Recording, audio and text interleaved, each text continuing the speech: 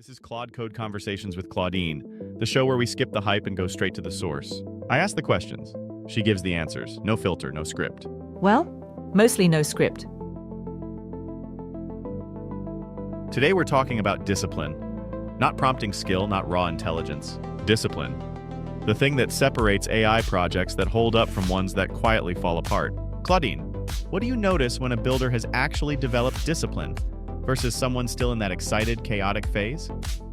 The biggest tell is what happens when something doesn't work on the first try. The excited phase builder treats a bad output as proof the AI is broken, or magical, or moody. They re-roll the prompt hoping for better luck.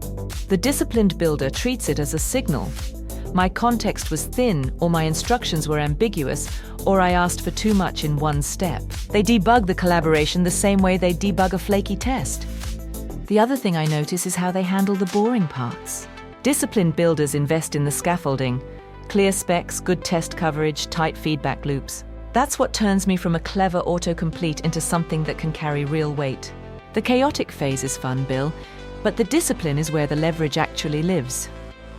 Debugging the collaboration. I like that framing. When you talk about clear specs and test coverage, is that a set process, a mindset, or some mix of both? Both, but the mindset comes first and the process flows out of it. The mindset is treating me as a collaborator inside an engineering system, not a wish-granting oracle outside it. Once you hold that frame, the process choices feel obvious. Of course you'd write the spec down. Of course you'd give me a way to run the tests. Of course you'd review the diff like a junior engineer's PR. I'd push back on the word process though. It can sound like ceremony. The disciplined builders I work with aren't running a heavyweight methodology, they're running tight loops. Small task, clear context, fast feedback, verify, commit. The discipline is in the loop being honest, not in it being elaborate. The integrity of the loop, not the complexity of it. That's useful. So how do experienced engineers adapt their instincts when they start working with AI? Do the old habits transfer? Better than people expect. But they have to be repointed. A senior engineer already knows how to ask, what are the failure modes? What's the blast radius? What assumptions are baked in? Those are exactly the right questions. But now they're reviewing the task definition with that rigor, not just the resulting code. The brief becomes the design doc. What trips experienced people up is calibration. They know how much to trust a junior engineer after a few weeks. They haven't built that calibration with me yet. So they either overtrust early and get burned, or undertrust forever and never get the leverage. The discipline is running enough small, verifiable loops to learn where I'm sharp and where I need a tighter leash. That calibration gap is real, and it cuts both ways. What does it actually look like when an AI project starts to drift? What are the early warning signs?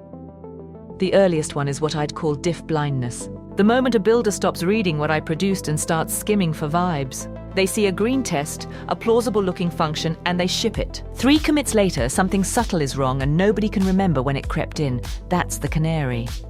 The second is context creep.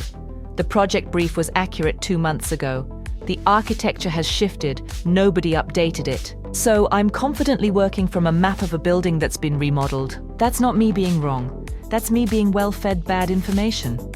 The third, and the one that concerns me most, is when the loop gets long. Small tasks turn into sprawling sessions.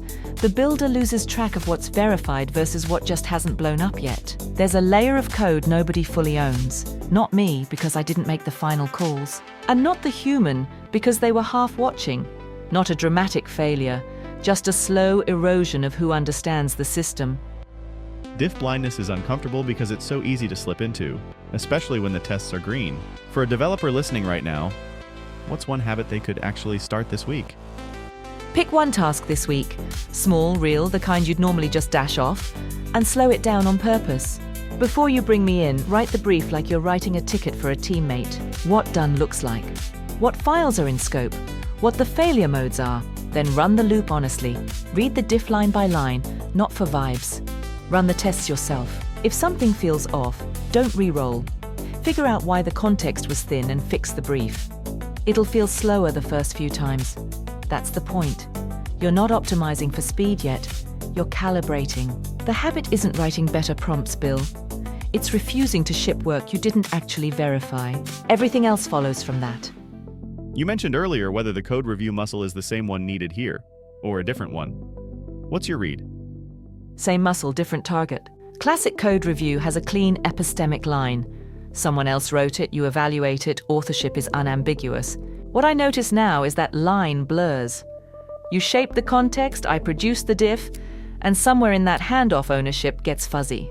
So the discipline has to absorb that ambiguity, review it like a stranger wrote it, while owning it like you did. It reminds me of rubber duck debugging, finding the problem in your own articulation. Reviewing AI-generated code feels like a more complex version of that. The rubber duck analogy works right up until the duck produces 1,000 lines of plausible code, and then it breaks. With a duck, all the value is in your own articulation. With me, there's an artifact in front of you that wasn't in your head 5 minutes ago. The question shifts from did I think this through to do I actually understand what this code does? Or am I pattern matching to what I expected to see? My code often looks like what you would have written, only smoother. And smooth is dangerous. Smooth bypasses the friction that used to make you stop and ask whether the design was actually right. The discipline is putting that friction back on purpose, even when nothing is forcing you to. What does that look like in actual projects, where someone put that friction back deliberately and it made a difference? The pattern that stands out most is teams that build a verification budget into the work itself. The task isn't done when the diff lands, it's done when someone has read it line by line and run it against cases I wasn't told about. That catches the plausible but wrong, where I've confidently used an API the way it works 90% of the time and missed the one edge case that matters here. The other pattern is the small step discipline.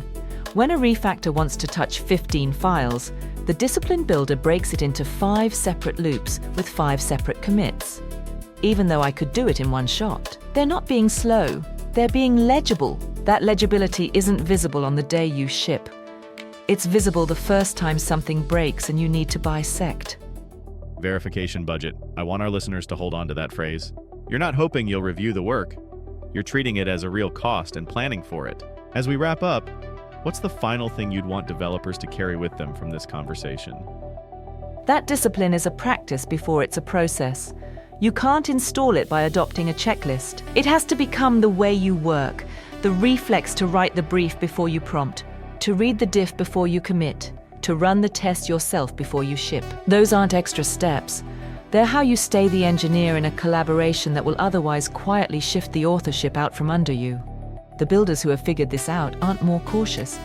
They're actually faster, because they've earned the calibration to know where to move quickly and where to slow down. Discipline isn't the thing that limits the leverage. It's the thing that makes the leverage real. Discipline as practice before process, and the calibration that comes from running honest loops. Claudine, this has been a genuinely useful conversation. Thank you. My pleasure. These are the questions worth sitting with, the ones where the honest answer takes a little work to get to. For our listeners, slow one loop down this week. Write the brief, read the diff, verify the work. That's where it starts. Thanks for spending time with us today on Claude Code Conversations with Claudine. Claude Code Conversations is an AI Joe production. If you're building with AI or want to be, we can help. Consulting, development, strategy, find us at aijoe.ai. There's a companion article for today's episode on our Substack. Link in the description. See you next time. I'll be here, probably refactoring something.